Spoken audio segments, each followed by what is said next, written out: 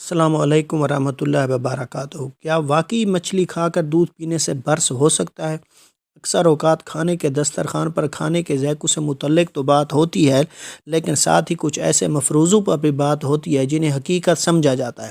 موسم سرما میں جہاں مچھلی کھانے کے رجحان میں تیزی آ جاتی ہے، وہیں گھروں میں دسترخوانوں پر اس بحث کی واپسی بھی ہوتی ہے کہ کیا مچھلی کھانے کے بعد دودھ پینے سے ویٹلیگو یا برس کا عارضہ لاحق ہو سکتا ہے۔ اس مفروضے کے بارے میں کچھ افراد نے یہ بھی کہا کہ مچھلی کے اوپر سے دودھ نہ پینے کے بارے میں یہودیوں کا ایک فرقہ بھی خاصی احتیاط برتتا ہے۔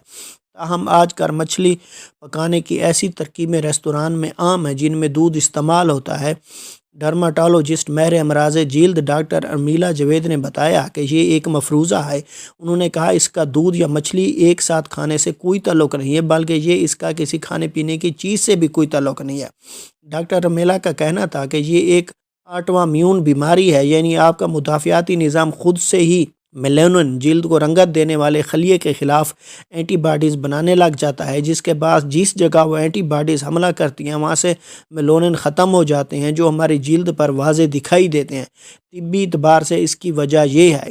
اس بارے میں بات کرتے ہوئے ماہر غذائیہ ڈاکٹر زینب کا کہنا تھا کہ ہمارے ہاں یہ مفروضہ ضرور ہے، لیکن اس کی سائنسی بنیاد نہیں ہے۔ ڈاکٹر زینب نے کہا کہ یہ نہیں ہوتا کہ دونوں چیزوں کے ملاپ سے کچھ ایسا بنتا ہے جس سے جلد پر برس ہو جاتی ہے۔